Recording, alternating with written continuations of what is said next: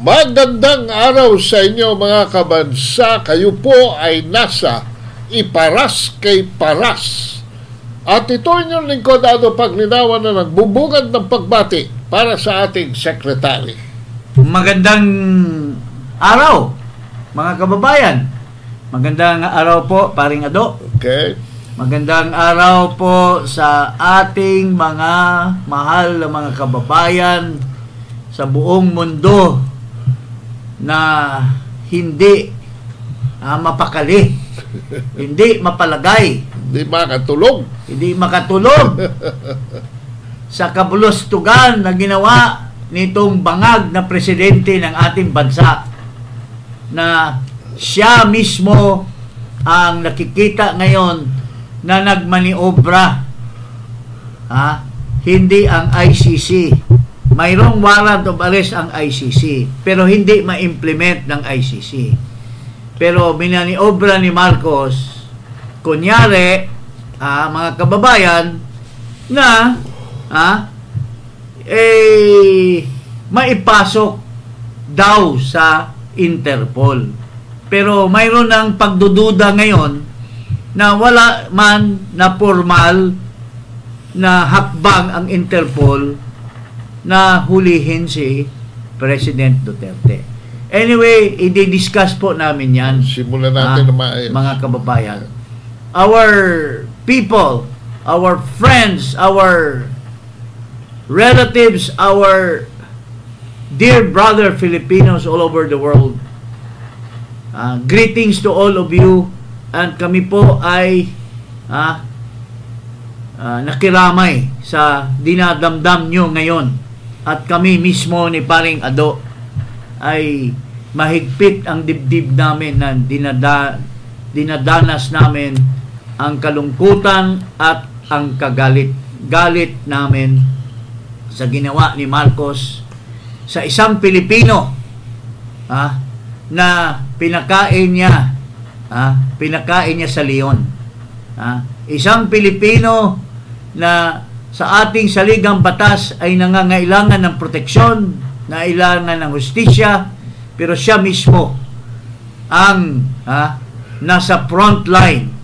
Kasabwat niya ang mga kanyang opisyal at dinukot nila si Duterte at pinakain sa isang leon, mga kababayan. Ito si Duterte, dating Pangulo. Ano pa kaya kung ordinary citizen ka na gagawin ng isang Pangulo ng bansa tulad ni Marcos Jr. na ang isang Pilipino ay hinubaran mo ng kanyang karapatan, hinubaran mo ng kanyang dignidad, hinubaran mo ng kanyang mabuhay pa sa kanyang bansa. At sinugo mo sa Banyaga. At sinugo sa Banyaga, mga kababayan. So dito po natin makikita muna itong huwad na presidente na sabi-sabi na hindi daw makaalpas ang ICC, hindi daw tutuparin ang mga request ng ICC, hindi daw susundin ang mga request ng ICC. Pakinggan natin po itong talumpati ng isang, anong pangalan nito? Bangag. Okay, ito po. Recognize the jurisdiction of ICC in the Philippines. I consider it as a threat to our sovereignty. Therefore, the Philippine government will not lift a finger to help any investigation that the ICC conducts. However, as ordinary people, they can come and visit the Philippines. Wala daw jurisdiction, hindi daw iintindihin ng gobyerno, pero pwede naman silang dumalaw. Pero wag silang makialam sa hustisya ng ating pamahalaan sa ating bansa. Walang jurisdiksyon ang ICC. Yun po ang sinasabi ni Marcos.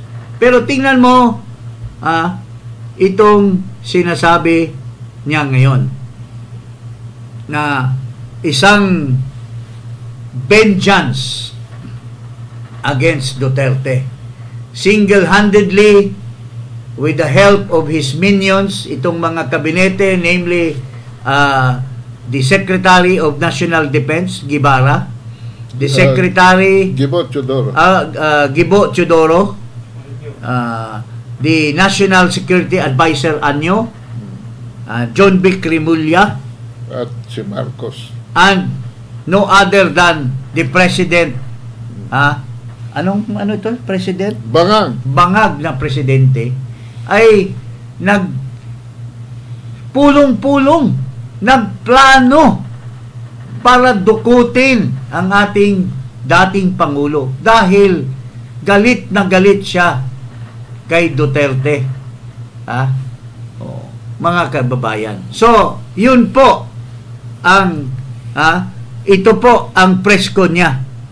Ito, inamin niya na may mga plano sila at ito po questionin natin po itong mga pagsinungaling ni Marcos sa taong bayan. Ito po, mga kababayan. Mr. President, meron po bang pisikal na kopya ng warrant of arrest laban kay dating Pangulong Rodrigo Duterte mula sa ICC?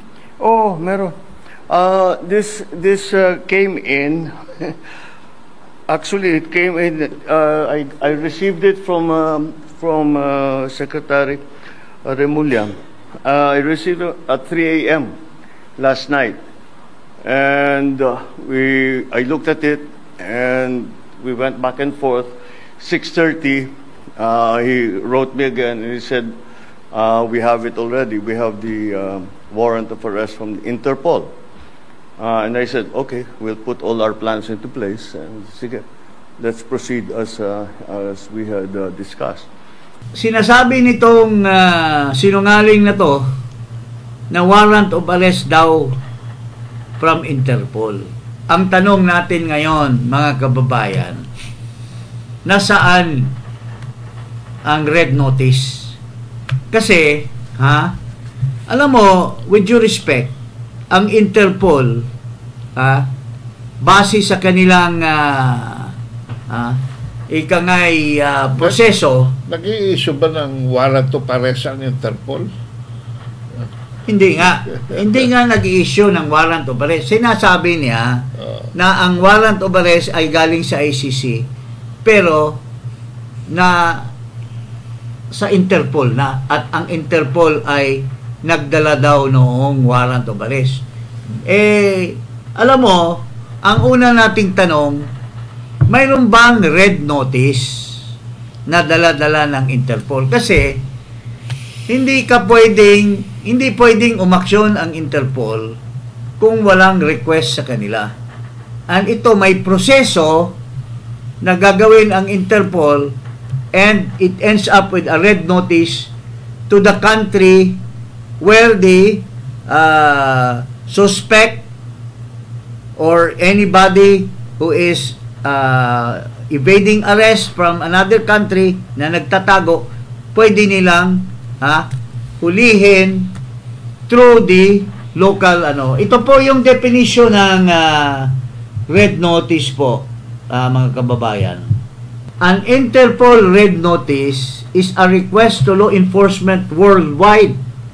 In this particular case, a request to the law enforcement of the Philippines to locate and provisionally arrest a person wanted for prosecution, meaning may warrant of arrest na, wanted for prosecution, through the warrant of arrest, ipoprosecute nila si Pangulong Duterte, or to serve a sentence. The applicable sentence is wanted for prosecution, pending extradition, surrender, or similar legal action. But it is not an international arrest warrant. Interpol does not issue an arrest warrant. So, ibig sabihin, a red notice is just a request to the local authority na mayroong pinapadakip na suspect. So, yun ang proseso ng Interpol. Now, Mr. Marcos Jr., Mr. John Vic Rimulya, sir, saan po ang red notice? Saan po ang kopya ng warrant of arrest? Bakit hindi po natin ipakita sa publiko? Kasi the warrant of arrest goes hand in hand with the red notice. Hindi pwede maghiwalay yan eh.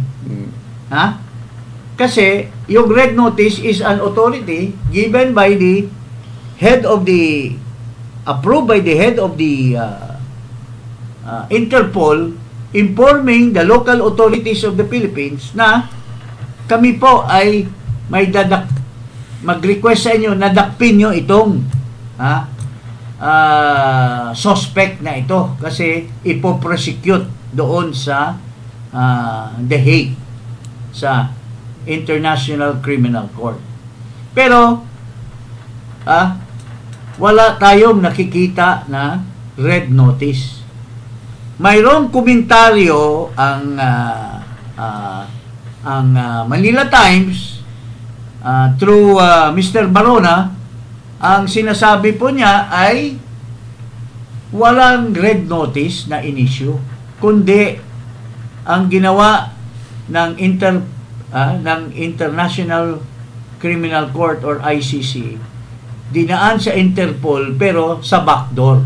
Ano yung tawag niyan, paring Ado? I-explain mo sa taong bayan. Kasi ang nakikita natin, unless yung Lucaret Castro dyan, na tao-tao mo Marcos, will show us that there was indeed a red notice asking the Philippine government through the Department of Justice that they needed the local authority to enforce the warrant from the ICC. No.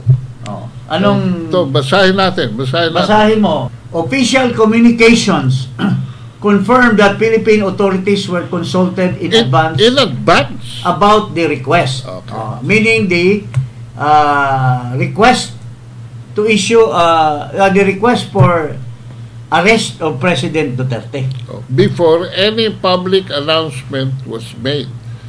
The ICC diffusion request for Duterte's arrest was transmitted to the Philippine government before any public announcement was made. So, ibig sabihin, walang red notice. Diffusion request. Diffusion request. The diffusion is transmitted after prior consultations. Mag-uusap muna ang ICC at saka government of the Philippines, no? Who have agreed para mag-agree to comply with this request for arrest, no? So ibig sabihin, mga kababayan, walang ang Interpol hindi sila kasama sa usapan dito. Pinas break. Props lang sila, props. Ang nag-uusap talaga ang ICC at ang Philippine government headed by Marcos. I-plus natin ulit yung last paragraph. The diffusion request was not officially verified by Interpol's General Secretariat to determine if it complies with all of the organization's rules and legal frameworks. Shortcut ka na, pare. Sige. Balik natin. Imbes na i-request ng ICC sa Interpol para arestuhin si Duterte, hindi ginawa ng ICC. Nakipag-usap muna kay Marcos. Mayroon muna silang secret deal. Agreement. May secret agreement. Ang tawag po niyan ay ito. Diffusion request. Diffusion request. the ICC diffusion request for Duterte's arrest was transmitted to the Philippine government before any public announcement was made. The diffusion is transmitted after prior consultations with the government of the Philippines, who have agreed to comply with its request for arrest. The document read. So ito po, sabi ni Mr. Barona ng Manila Times na may usapan na ewan kung anong usap-usapan dyan ni Karim Khan ng ICC at si Marcos. Hindi pa involved ang Interpol. Nagsinungaling itong Marcos na ang Interpol daw ang hindi niya mahindian. Niloloko po tayo, mga kababayan, nitong Marcos Jr. Ang Interpol props lang. Pero may usapan na sila through the so-called ICC diffusion na nagpumayag na ang Philippine government na i-aresto si Duterte. Ngayon, kung may red notice naman, mahingi lang kami na ipakita sa atin. Now, sabi yan ni Mr. Barona sa kanyang column. Pero, kung hindi totoo yan na ginaan sa backdoor ng ICC at yung backdoor ng Interpol, ng Interpol at walang clearance ng kanilang Director General Secretary. The General Secretary of Interpol. Marcos is lying to his teeth by saying that ito, balik mo yung ano niya. Very clear. I received at 3 a.m. last night, and I looked at it, and we went back and forth. 6:30, he wrote me again, and he said, we have it already. We have the warrant of arrest from Interpol. And I said, okay, we'll put all our plans into place, and sige, let's proceed as we had discussed. Now, that's what's happened. They have the warrant from Interpol. Pero, approve ba? Yung pagdala ng arrest warrant ng Interpol, approve ba nung General Secretary nila? At may inisyu ba na red notice ang Interpol para gawin ng Philippine Authority ang paghahanap o ang pag-aresto ng dating Pangulong Duterte? Alam mo kung bakit nila pinas-break to? Sa tingin ko lang, analyzing the statement. March 7 kasi, Friday, ni-release. Sabado-linggo, walang trabaho. Noong 10, 11 pa, secret nung inilabas yung March 7. Diniclassify nila March 11 na Tuesday. The same day, at 6:30 in the morning. Inamin ni Presidente yan, na 6:30 lamang na confirm. So, ano yan? Was it a red notice or a diffusion request? Show the people. No? Ang red notice po, sinasabi po sa Interpol regulation. An Interpol red notice is a request to law enforcement worldwide to locate and provisionally arrest a person wanted for prosecution of or to serve a sentence pending extradition, surrender, or similar legal action. But it is not a warrant, an international warrant of arrest. So, ibig sabihin, hindi pwedeng gumalaw ang Interpol kung wala silang red notice which will be issued by the Interpol to its representative na hanapin nyo na itong tao na ito. Kung walang red notice, Anong ginamit ng Interpol para hulihin si Duterte? Anong ginamit ng Interpol para hanapin siya kung nasa Hong Kong ba siya at hihintayin siya pagdating dito? Mga kababayan, ito po ay hausyaw na gawa ni Pangulong Marcos Jr. Dahil isa siyang bingatibo, hindi siya makatulog gabi-gabi habang nandyan pa si Duterte kasi takot na takot siya na ang tao ay magdidemand na magpa-hair follicle test siya kasi sinasabi ni Duterte na siya ay isang drug addict. Mga kababayan, ito po, tingnan natin ang sinasabi ni Mr. Solicitor General Guevara tungkol dyan sa jurisdiction ng ICC. In his testimony in Congress, Solgen Guevara has already made clear, and in fact, I think this was the basis for Marcos to say that walang jurisdiction, walang ICC, walang government agency, instrumentality, or department na makipagtulungan or will even give the ICC any form of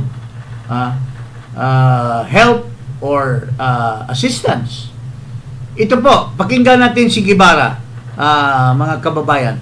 At bakit siya ngayon nag-recuse or hindi sumama at nagdepensa sa mga government officials na hinabla ngayon sa Korte Suprema for the writ of habeas corpus to be ordered by the Supreme Court. Ito po ang testimony ni Guevara as he was inquired upon by Mr. Congressman Benny Abante. Ito po, mga kababayan. Congressman Lagman, can I just make it clear in relation to what you were asking? Kasi hindi masyadong malinaw sa akin eh. So yung pinag-uusapan natin ngayon na Solicitor General na ayaw makipag-cooperate ng Philippine government sa ICC pero pinapayagan sila mag-imbestiga. Yun ba gusto mo sabihin? Yes, hindi naman po natin pinagbabawalan na mag-investigate yung prosecutor dahil yun po... Therefore, naniniwala din kayo na may jurisdiction ang ICC na mag-imbestiga kahit na hindi mag-cooperate ang gobyerno?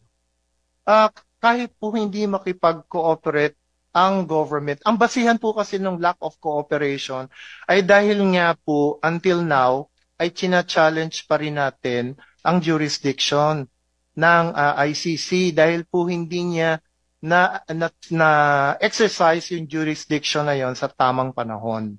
Hanggang ngayon po ay yun ang ating pinapangatawanan. At wala pong aspeto yung decision ng Appeals Chamber tungkol doon. Kaya hanggang ngayon po ay yun ang ating mine-maintain. So ibig sabihin na firm pa rin kayo sa inyong paniniwala na dahil lang sa nag-withdraw ang Philippine government noong panahon ni President Duterte ay dapat hindi mag-cooperate ang Philippine government at dapat hindi mag-imbestiga ang ICC. Hindi po. Ang sinasabi po namin, there is no legal duty on the part of the Philippine government to cooperate. Yun lamang po ang sinasabi namin. Okay.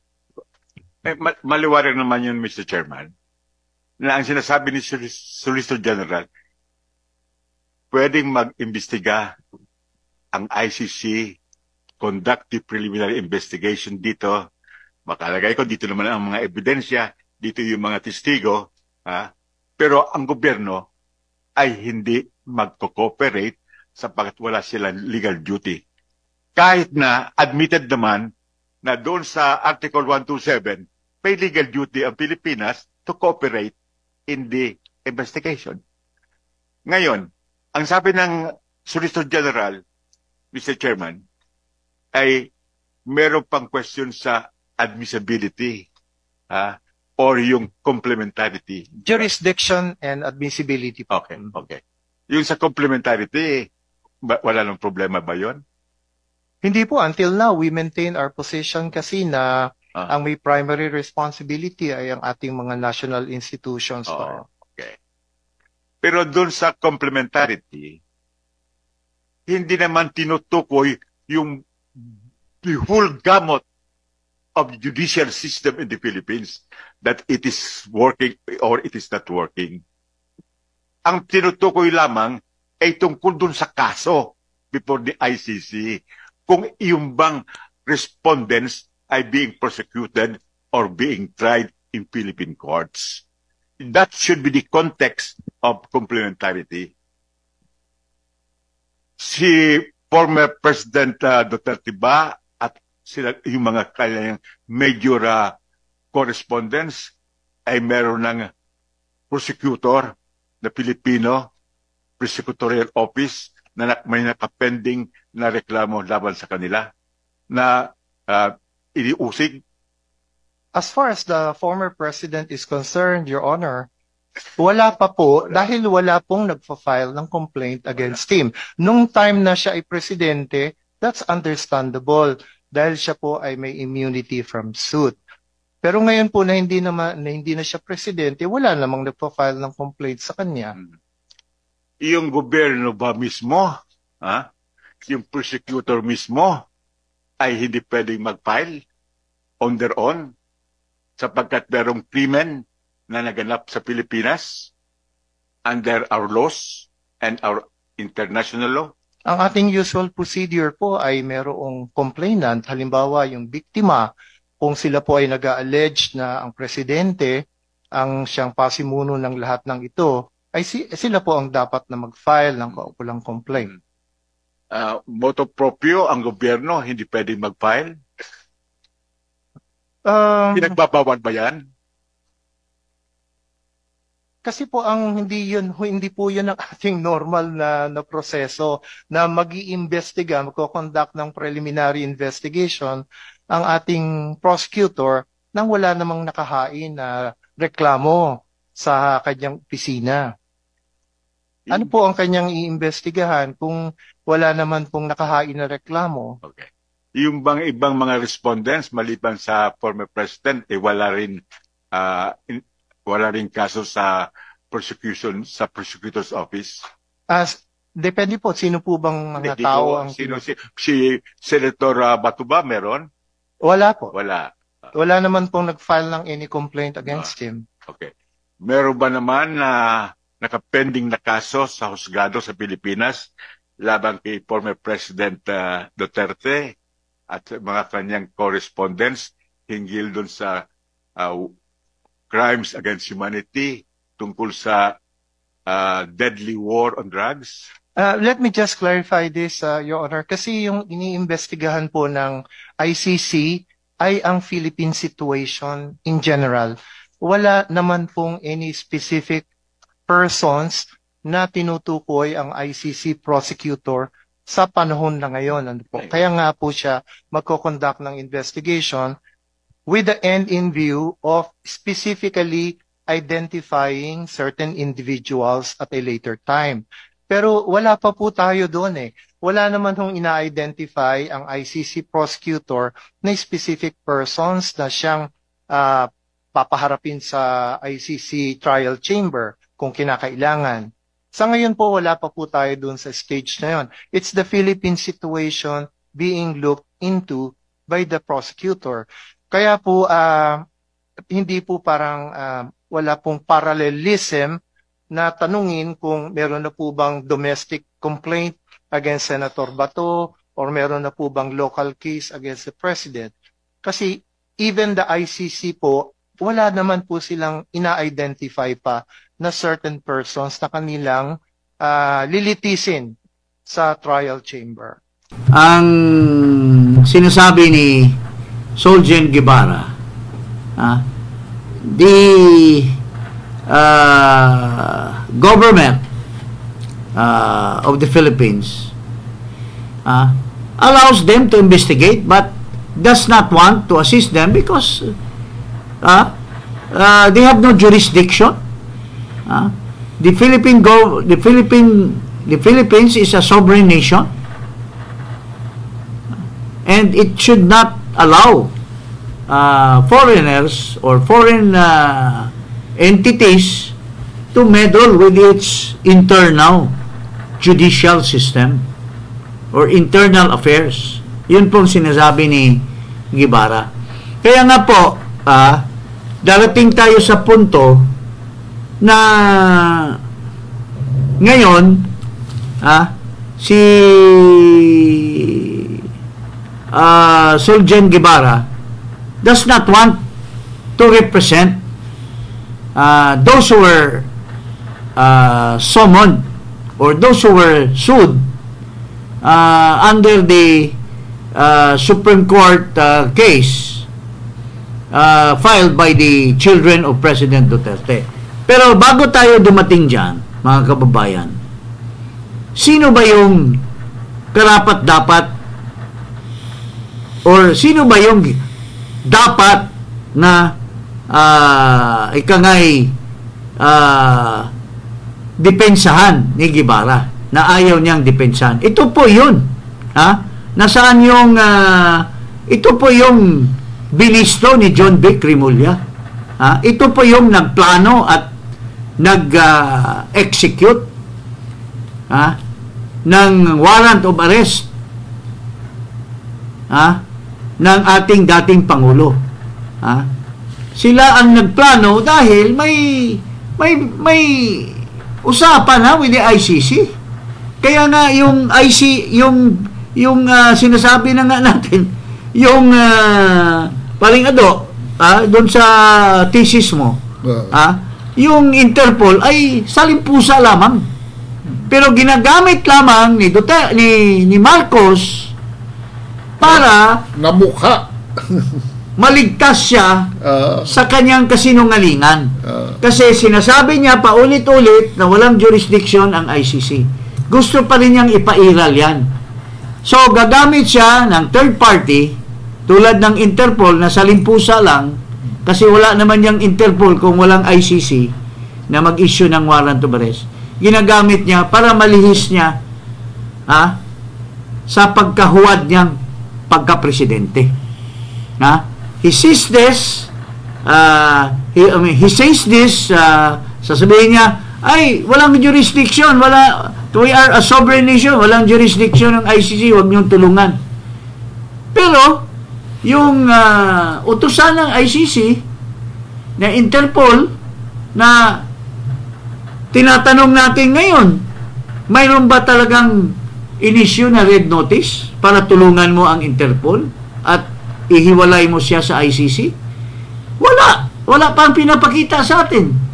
Ang lumalabas ngayon na nag-usap-usap lang pala, nagplano ang ICC at si Marcos para si Marcos talaga ang nag-order na hulihin si Duterte. Walang yung ICC warrant sila Marcos talaga ang nag-request niyan directly. Can you imagine the president of this country, imbis protektahan niya yung karapatan, well-being at dignidad ng isang Pilipino, siya pa ang namumuno na pakain sa mga puti, mga kababayan.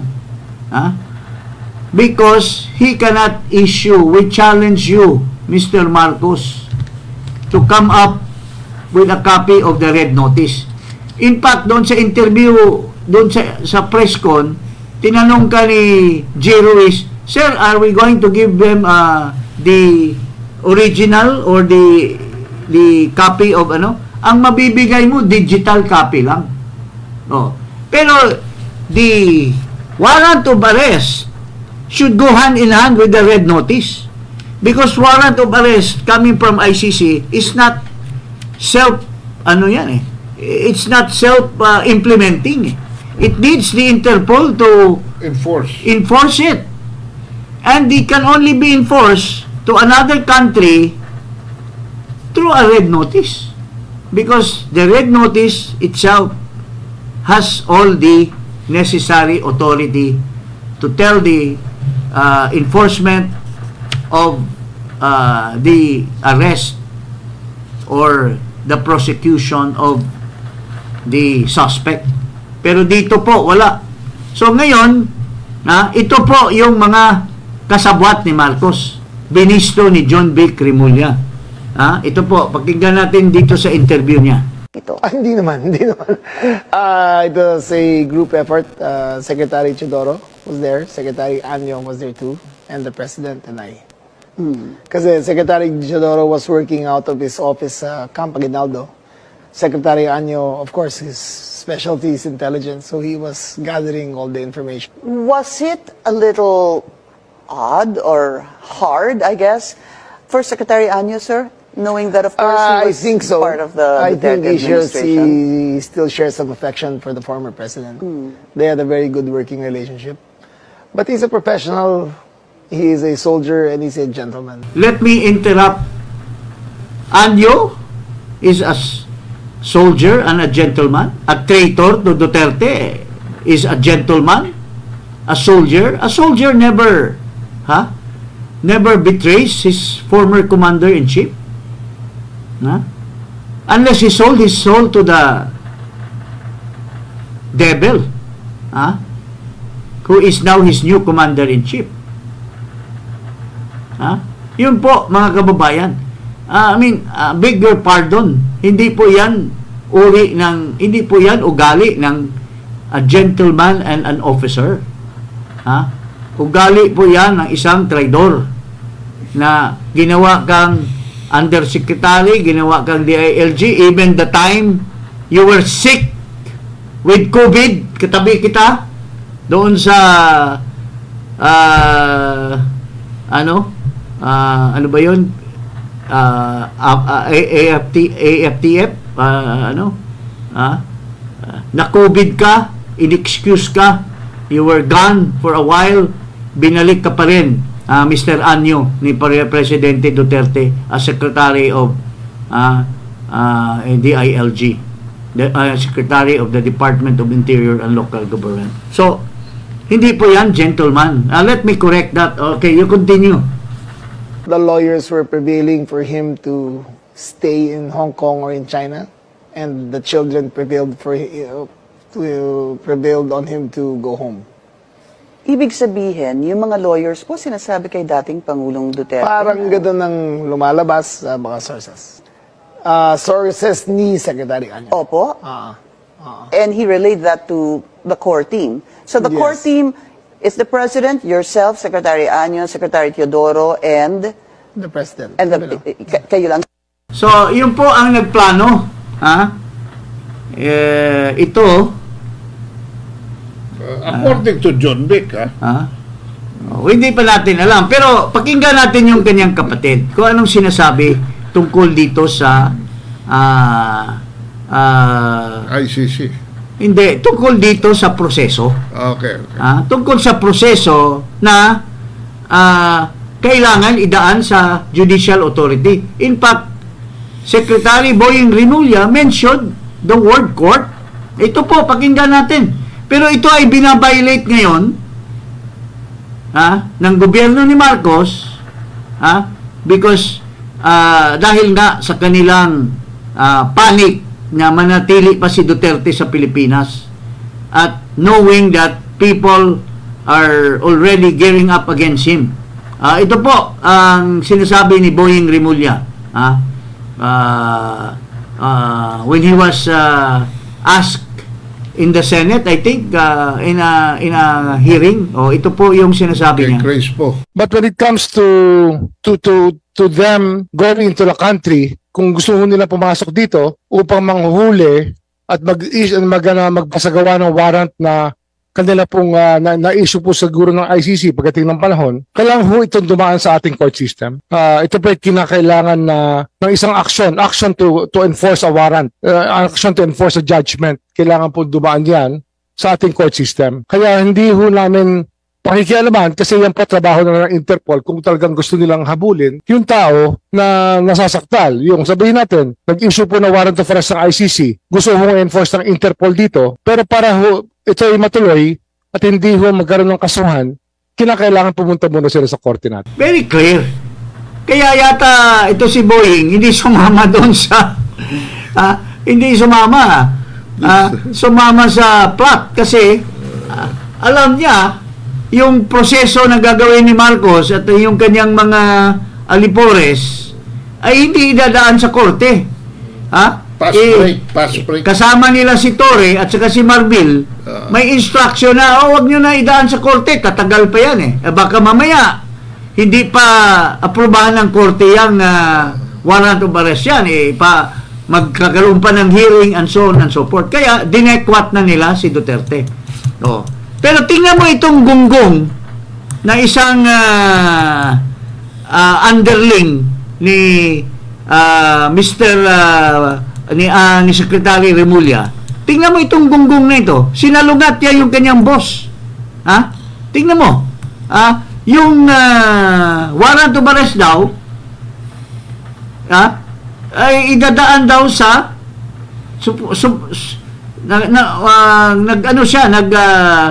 nagsang-ayon siya na idadaan daw sa judicial authority, pero ang judicial authority daw ay ang Department of Justice. Gunggong ka ba, sir? Ang sinabi ng boss mo, korte. Yung DOJ ngayon, korte na ba yung DOJ? Pakinggan mo nga itong ok-ok na ito. Una-una, isang malaking pagbabaliktad dun sa posisyon nila yan. Dahil habang pinapatupad namin yung warrant of arrest, sinasabi nila na wala na tayo sa Rome Statute, wala na tayo sa ICC. Dapat hindi gamitin yung mga provision ng ICC, ng Rome Statute. Ngayon, dahil convenient, biglang ginagamit. Pero sa amin naman, may nakalagay dun sa Article 59 na dapat may competent authority, competent judicial authority na magsasabi na magpapatunay na yung warrant, subject ng warrant of arrest ay si PRRD. Pangalawa na yung dumaan sa proseso, yung pagpatupad ng warrant of arrest sa kanya. At pangatlo, na na ginalang lahat ng mga karapatan niya habang pinapatupad yung warrant of arrest. Ang nagsilbi bilang competent authority dito ay kami, ang Department of Justice. At in fact, yung Prosecutor General natin, napirmahan na niya yung certification at pinadala na natin sa ICC dahil ito ay isa sa kanilang mga requirements bago ma-turn over si PRRD sa kanila. Sa atin, may masama ba na ang DOJ ang nagsilbi bilang competent judicial authority? Walang masama doon. Masama ba na ang DOJ ay magiging competent judicial authority? Gunggong ka, sir. With due respect, nothing personal sa'yo, pero gunggong ka. Dahil, ang judiciary lang, ang korte lang, ang competent judicial authority. Hindi ang DOJ. Masyado niyong sinusolo for yourselves. You no longer allow the judicial system of our country work. Parang mayroon tayong 3 branches of government mayroon tayong executive, under po kayo ng executive, hindi po kayo judiciary. Kaya nga sa Constitution, sa saligang batas, executive, legislative, and judiciary. Kailan ba naging judiciary ang Department of Justice? Hindi, bago na pangalan ngayon Department of Judicial Authority. Sinabi na ng amo mo matalino yung amo mo naintindihan niya yung naintindihan niya yung batas kaya nga siguro hindi siya nagpapakita doon sa plot, the conspiracy to deprive a Filipino citizen of his right to due process. So, yan din ay sinundan din ni Locaret. Mayroon din siyang sariling interpretation ng judicial authority. Pakinggan natin ito si Sas Rogando. Anong sinasabi ni Sas Rogando dito sa Locaret na Claire Castro? Okay. Ipoproject natin ang sinabi ng aking favorite na si Claire Castro. Favorite ko pa naman to si Claire Castro. Ay nako Claire Castro, favorite pa naman. Favorite kita. You're my spirit animal. Okay. Ito ang sabi ni Claire Castro. Okay, hindi niya ina-address ako. Pero ako nga yung nagbabiral na ito na mali nga yung pag-serve. Sabi ni Claire Castro, nare-report ng GMA News, fake news naman ito. Ipapaliwanag ko unti-unti. Okay, sabi ni Claire Castro, former President Rodrigo Duterte will have to face a local court in the Netherlands before being brought to the International Criminal Court, Palace Press Officer Undersecretary Attorney Claire. Bakit daw? Bakit daw dadalhin daw muna sa local court sa Netherlands? Sabi daw, para daw ma-determine ng Dutch court kung tama ang pag-aresto sa Pilipinas. Claire Castro, kung hindi ka ba naman 1/2, 1/4, 1/8 ang iyong pag-uutak, saan ka nakakita na yung foreign court, Dutch court, foreign court, i-assess kung yung ginawa ng authority sa ibang bansa ay tama o proper? Saan mong konsepto to hinugot, madam? Saang tadyang ng IQ mo hinugot? Beshi, walang ganong konsepto. Absolutely not. Nakikita niyo na? Niloloko na kayo, GMA News. Kayo naman nagpapaloko kayo. Bakit kayo nagpapaloko, GMA News? Akala ko ba ayaw nyo ng fake news? Saan kayo nakakita ng ganon? Walang ganon. Saan kayo magre-relay? Magre-relay kayo dun sa ICC statute. Ang ICC statute, parang yung constitution ng ICC, yun ang sinusunod nilang procedure. Meron bang ganyang procedure sa ICC statute na yung Dutch court mag-a-assess pa kung proper yung pag-aresto doon sa tao sa ibang bansa? Walang ganon, Claire Castro. Ipapakita ko sa inyo, mga kababayan, kayo mga pulis at sundalo, makinig kayo dahil binubobo kayo, ginagago kayo, ginagamit kayo ng mga bangag na to at nagpapagamit naman kayo. Si Locaret na naman, kamali na naman si Locaret. Baka bopos talaga nito eh. Ha? Tangingot talaga to. Wala na tayong mahanap pa ibang adjective. O, ano bang adjective niyan? Na puro tangingot talaga. Can you imagine? Hindi nga ma-interpret yung anong ibig sabihin ng custodial state, the judicial authority in the custodial, the competent judicial authority in the custodial state. Saan ba naka-custody ang suspect? Sa Pilipinas. So, saan ang competent judicial authority? Sa Netherlands? Napaka-ek-ek mo talaga. Kaya tuloy, mga kababayan, dahil sa puro na lang platters ito, hindi na, imbis intindihin ang bansa natin, intindihin ang mga mahihirap to concentrate on the employment, increase on employment, the decrease in the prices of commodities, the decrease in prices of oil, fuel, and decrease in the price of sugar and everything na ini-import. Pag-aralan yung mga pinagwawaldas na pera to erase corruption. Ang inaatupag para manatili sa pwesto, maski walang ginawa, kabulastugan lang lahat, is to destroy his political enemy. To destroy his political enemy.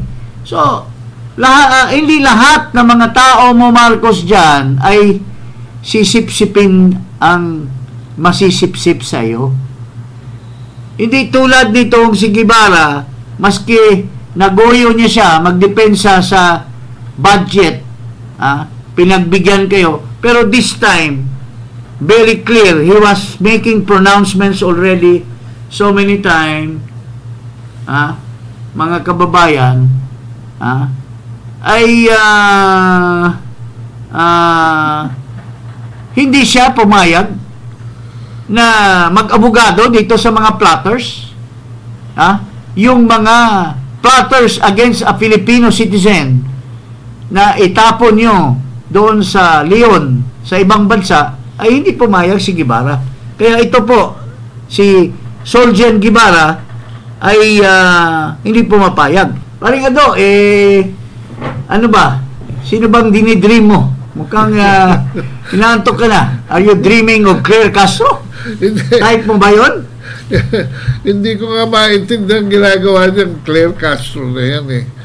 Claire pa naman ang pangalan. Dapat clear. So anong masasabi mo dito sa kay Solgen Guevara na hindi gustong mag-abogado sa mga plotters, the plotters of the kidnapping of President Rodrigo Roa Duterte?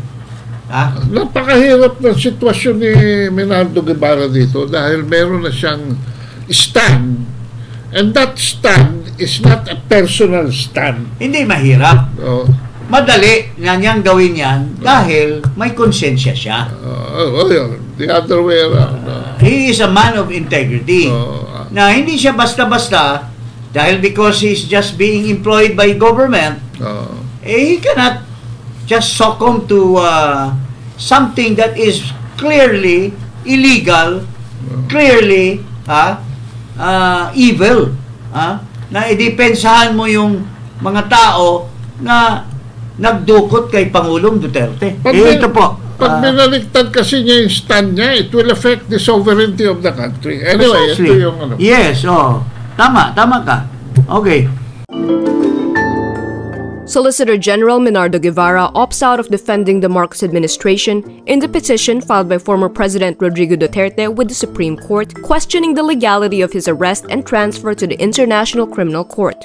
Guevara's position as the Solicitor General makes him the de facto lawyer for cases filed against the government. In a message, Guevara confirms to Rappler that he filed a manifestation to recuse. The manifestation says the Office of the Solicitor General cannot defend the administration because it has always taken the position that the ICC had lost jurisdiction. This concerns the first petition filed by Duterte, a last-minute relief that sought to stop the government from sending him to The Hague. The Supreme Court has already denied any immediate relief, but the case continues in its entirety and merits. It is not clear whether the Justice Department will step in place of Guevara. Solgen, hindi siya pwede kasi alam naman niya yung batas. Unang-una nga, nagkamali pa nga siya, pero kasi nag-file siya ng appeal na maraming nagsasabi na I for one, Harry Roque for one, na bakit pa mag-a-appeal ka sa ICC? That is inconsistent with your earlier pronouncement na walang jurisdiction, and yet you file an appeal with them, di ba? Paring Ado. So, parang ni-recognize mo lang din sila. So, that was earlier on. But because of that, he has strengthened his position. Nung inimbestiga siya ng House, na sinabi na natin kanina, noong inimbestiga siya ng House, sinabi niya na walang jurisdiction ng ICC dahil yung si Karim Khan, yung prosecutor, saka lamang nag-apply ng investigation after the Philippines has already withdrawn from the Rome Statute, from the ICC. After the Supreme Court has ruled that pwedeng ang ating Pangulo ay nag-withdraw na in, I think, 2019. It was only in 2021 that Karim Khan, the prosecutor, applied with the ICC to formally conduct an investigation. So, napaso na. Sana, ang sinasabi dyan, ang rules dyan, dapat prior to if it happened that Karim Khan was given the authority prior to the withdrawal of the Philippines, baka pwede. Yun yung sinasabi nilang carried over. Pero yung ina-argue ng karamihan ng mga leftist, mga lawyers, na continuing daw yung jurisdiction ng ICC dahil nakapag-imbestiga na, nag-imbestiga sila sa sarili lang mga walang formal permission from the International Criminal Court. So hindi valid yun. What was valid, the permission was given, was only after the Philippines has already withdrawn from the ICC. So wala nang jurisdiction, and that is what Solgen Guevara was pounding on. So ayaw niyang magiging partner.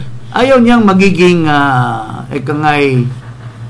anong tawag dito? Maging party to an illegal act. Oo. So ikaw, anong masasabi mo, pare? Well,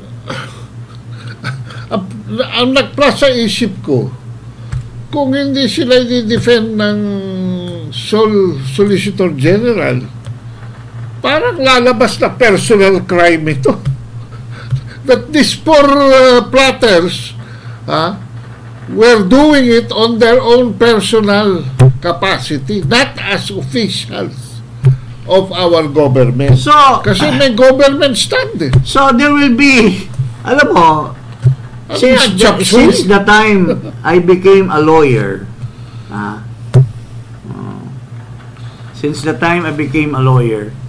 and on several occasions, nakapagpunta naman din tayo sa Supreme Court, nakapag-appeal din tayo dyan, paminsan-minsan, ay wala pa akong nakikitang ang nagdidepensa ng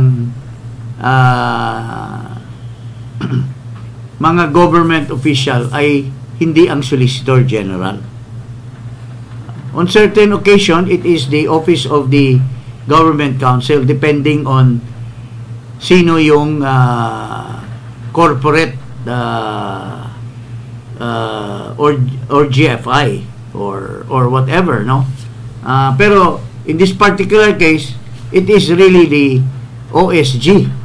Pero mukhang ngayon pare, it's the DOJ that is depending. Now, kung ang DOJ ang magdidepend yan, lalo na pagka tulad ng isang gunggong na sinasabing the judicial authority is the Department of Justice, the competent judicial authority is the Department of Justice, with due respect. May mga matalino naman dyan na iba sa DOJ. Bakit itong isang gunggong ang pinasalita? Mayroon naman dyan yung si Jesse Andres. Napakatalino niyan. Dating Chief of Staff ni Noli de Castro. Mayroon naman dyan si Yusek Vasquez, isa na top ranking sa kanyang klase sa University of the Philippines. Bakit? At saka si Justice Secretary Remulla. Bakit? Ito pa yung pinapa-explain kung ano ang meaning ng competent judicial authority. Department of Justice daw yung competent. Mayroon bang masama daw? Mayroon bang masama kung ang DOJ is the competent judicial authority? Ano ba yung, bakit na yung DOJ ba ngayon nalipat naman? Mayroon na bang batas na ang DOJ ay isa na ngayon na under the Supreme Court na? Mayroon ka bang nabasang batas na gano'n? Ang parang lumalabas ngayon, sila, sabi ko nga kanina, pinipilit sila yung Department of Judicial Authority. Competent. Competent. Kaya itong kaya itong Lucaret na Castro naggawa kagad ng intriga. Iniintriga na kagad si Guevara. Parang imbis na imbis na irespetuhin, imbis na respetuhin ang kanyang desisyon, kasi long before this Lucaret has been hired by Malacanang, yun na yung stand ni Guevara. Yun na yung stand niya. So, suddenly, yun din ang stand ni Marcos. But for Marcos to change, to turn around, mahirap. Hindi pwedeng, si Marcos, masamang tao, politiko, sinungaling, politiko, pwede siyang magbaliktad-baliktad. At hindi niya tuparin ang mga, but for Guevara, who is righteous and man of integrity, hindi siya pwedeng bumaliktad. Pero tingnan mo anong pinagsasabi nitong Lucaret na Castro na ito. Maliwanag po kung inyong nabasa ang manifestation po ni Solgen Bernardo Guevara. Binanggit lamang po niya na siya po ay naniniwala na walang jurisdiksyon ang ICC sa Pilipinas. Yan din naman po ang tinura noon pa ng Pangulo. Pero hindi po niya nabanggit kailanman sa kanya manifestation na mali ang pakikipagtulungan ng gobyerno sa Interpol. So, ini-insist niya, tulad ni Marcos, na Interpol daw. Mali daw. Hindi daw nabanggit ni Guevara tungkol sa Interpol. Hindi niya talaga mababanggit yon dahil wala naman talagang katotohanan yung sinasabi ni Marcos na may red notice. Wala naman talagang katotohanan na may authority yung Interpol na pumasok dito, dala-dala yung warrant of arrest. Dahil ang lumalabas ngayon, ano yung sinasabi ng Manila Times, pare? Yung opinion i-explain mo mabuti para hindi tayo aantukin. Na diffusion request lang daw yung pinadala ng ICC. So, a diffusion request from ICC to the Interpol request, pinag-usapan na yan, mayroon ng done deal na yan with the Philippine government. So, in other words, moro-moro na lang yung role ng Interpol. Through a so-called diffusion, ICC diffusion, which was not, the role of Interpol there is parang salimpusa lang. Kasi walang approval ng General Secretary of Interpol. Parang forwarding lang. Informational. Informational. Pero sinunggaban kagad ni Marcos at yung kanyang mga kasabwat na Interpol, akala niya mga bobo ang mga Pilipino na pwede niyang bulahin na walang kinalaman yan sa sinasabi kong walang jurisdiction ang ICC. Mayroon pa rin. Pero Interpol ang kausap namin. Interpol ang nire-respeto namin. Gunggong! Paano naman naging may pangyarihan ang Interpol kung hindi man lang ang source nila is the warrant of arrest ng ICC. The ICC pa rin. So, dinirecognize mo pa rin yung ICC and you have violated the sovereignty of our country. Bakit? Hindi naman presidente ang magpairal ng sovereignty. It's the nation. It's the government. But you have betrayed your government, Mr. Marcos. So, may pahabol pa si Carpio dyan, na baka daw kailangan umalis na si Guevara para mapaltan siya. Baka interesado si Carpio. Alam mo naman si Carpio, matagal na yang naghahanap ng kung ano-ano eh. He was expecting he will become Chief Justice, but naunsame. He was expecting that magtakbo siya sa politika. Walang rating. Ngayon, nanggugulo na naman. Wishy-washy. On one time, kini-question niya yung gobyerno doon sa budget. On the other time, nininipinsahan din niya yung gobyerno. Hindi mo maintindihan kung saan niya ilulugar yung sarili. My goodness.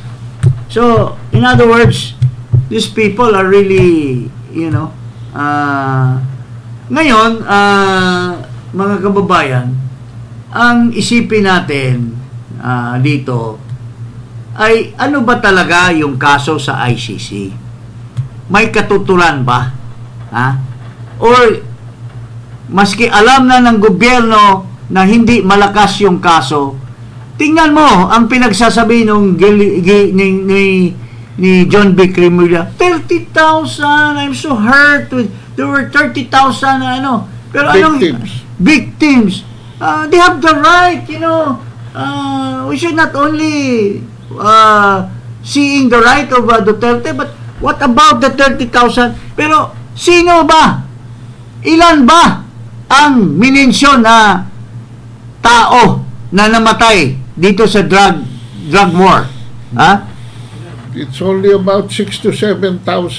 Hindi, ikaw naman, hindi mo pinapakinggan yung 49 people lang ang minensyon ng ICC. Nung pinasagot si Duterte, there were only 49, more or less. Nasaan yung 30,000? Ano yung 6,000? Can you imagine?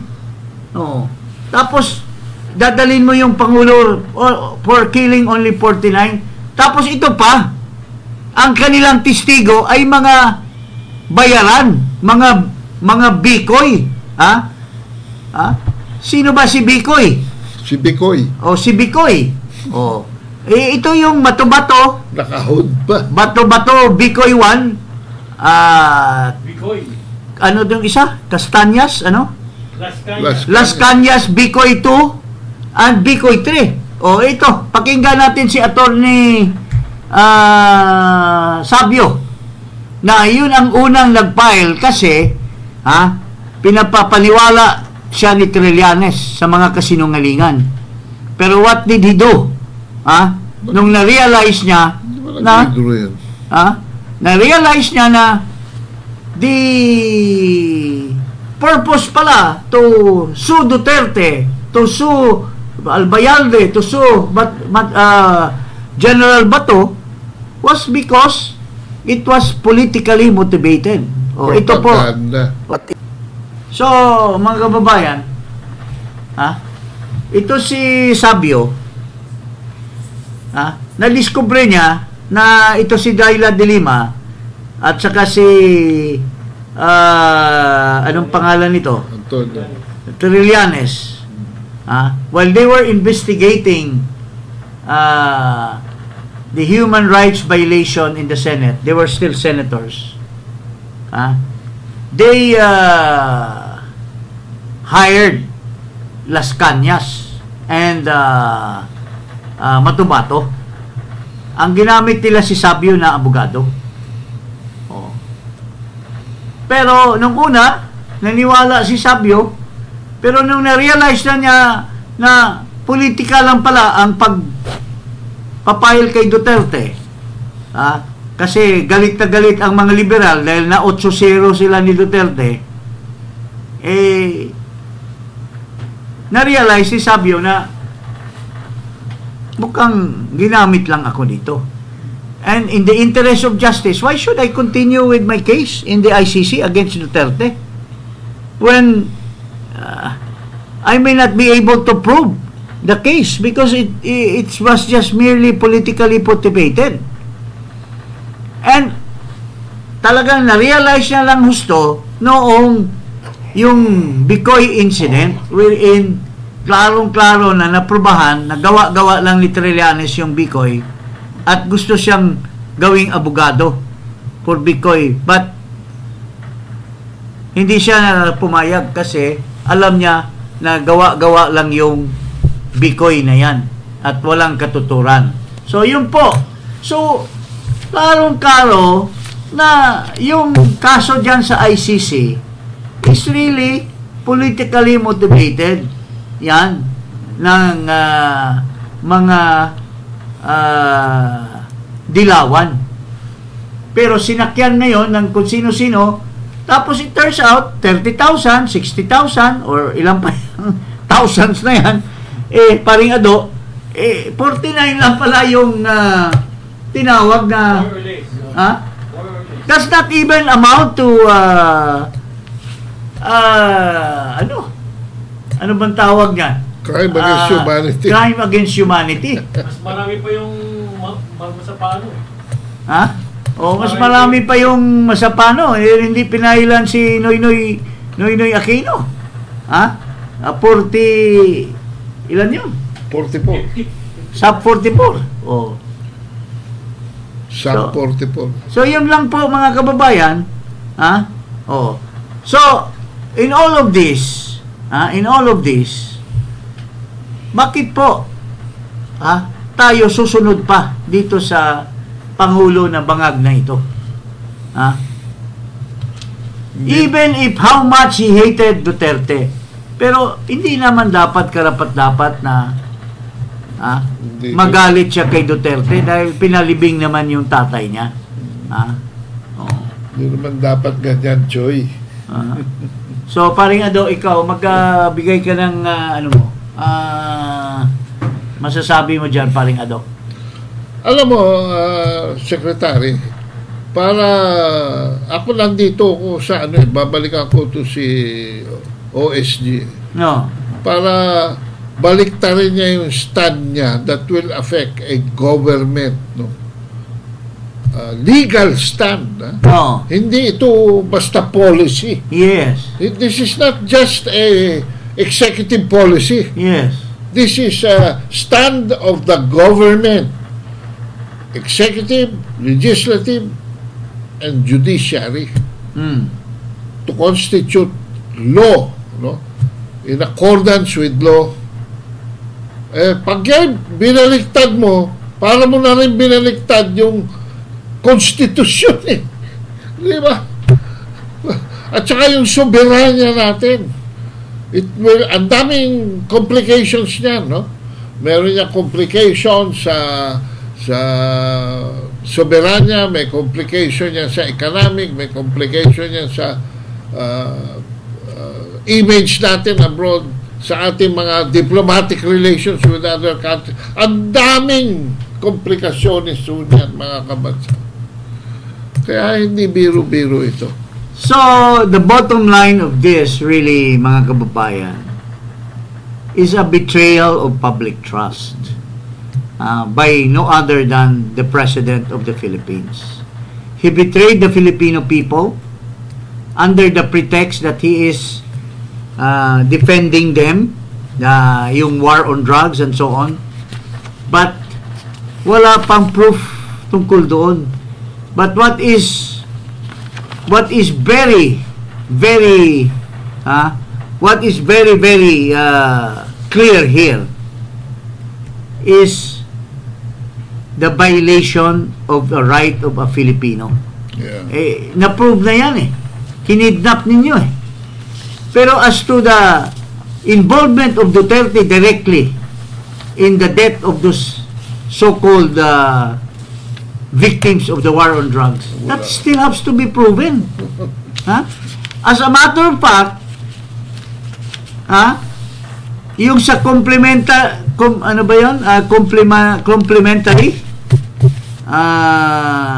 complementarity, they violated that also because prior to the arrest, which was also instigated by Marcos, that the ICC should already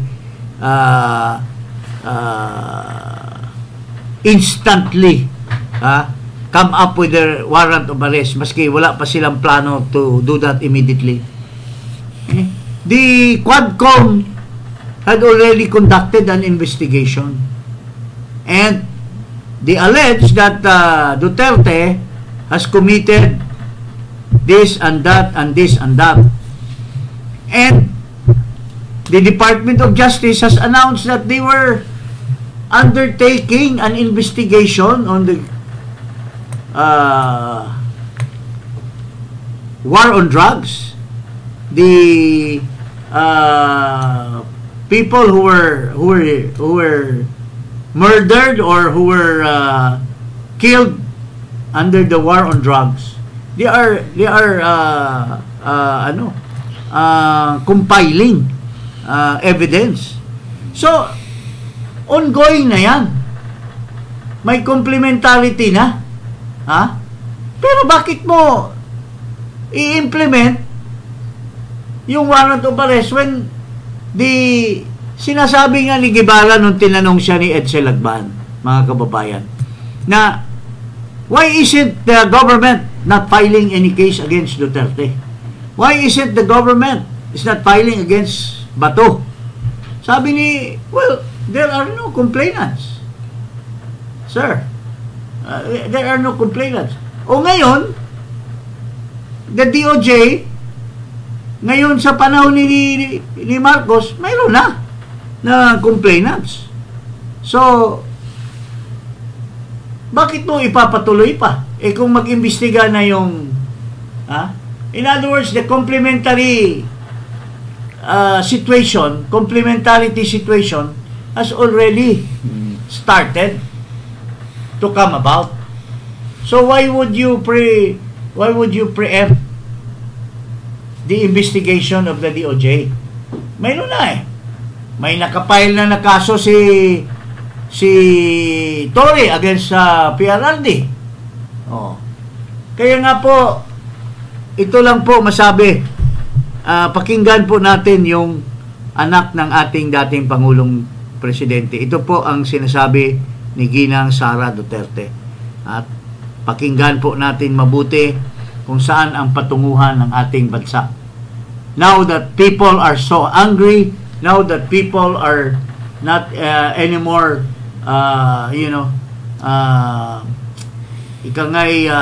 supportive of this government, now that people are thinking of some other ways to prevent further damage to our country. Ito po ang sinasabi ni Ginang Sara Duterte.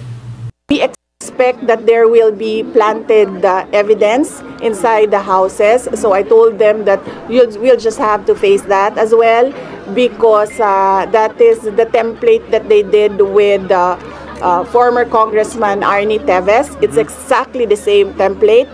Let us not forget the real issues in our country, and that is that is the poverty, that is corruption, that is the failure of the government to answer the demands from the people about accountability and transparency. I did not know he was appearing before a live stream, but I think it was the decision of the doctor.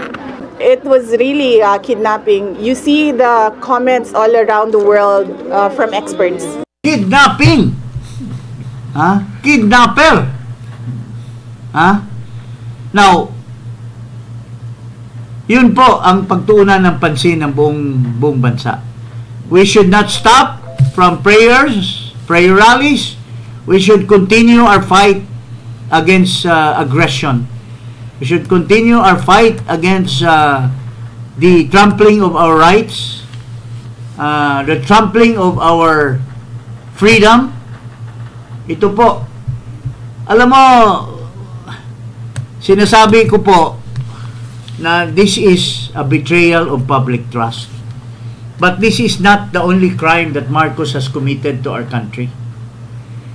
This is not the only crime that Marcos has committed to our people. He has been doing corruption. Nakita mo ba yung we have been compiling I've been talking to my good friend Ferdy Topacio. We recall that we were the ones who filed a case for impeachment against Andres Bautista, the former chairman of the COMELEC, and we were successful. We vanquished him, and it did not reach the Senate because he surrendered. He resigned. Now, I told Ferdy, pare, mukhang maswerte tayo sa impeachment. Kung hindi maswerte yung mga bayan muna, mga akbayan, at yung mga 216 congressmen sa pag-impeach kay Sara, baka maging successful tayo sa pag-impeach kay Marcos Jr. Unang-una, itong betrayal of public trust. He himself organized these minions to kidnap Duterte. He instructed Panganiban to choose only 3 out of 40. He instructed to choose only 3 suppliers of sugar instead of the 40. In violation of the anti-graft and corruption law. He denigrated the position of the governor of Maguindanao as OIC when she was elected by the people. Marami po pa tayo under my sleeves that I'm gonna transform into a complaint against impeachment. We should not forget history, mga kababayan. President Estrada, I was in Congress then. He had majority of members in his favor sa Partidong Masang Pilipino. Even the Speaker of the House was his follower, Manny Villar. He installed him. But look at what happened. Because of the second envelope, everybody turned around. And who knows? Because of the kidnapping of Duterte, who knows? That Congress might even turn around and might get the votes to impeach Marcos. Well, only God knows. We just pray to our Lord and He will always punish evil in this land of ours. So, yun lang po ang masasabi ko. No one is above the law, as they were saying. Marcos is not above the law. Yun lang po ang sinasabi namin, mga kababayan. Huwag kalimutang mag-subscribe dito sa Iparas kay Paras at i-click ang notification bell. Maraming salamat po. Kayo ay nasa Iparas kay Paras. Magandang gabi po sa inyo lahat.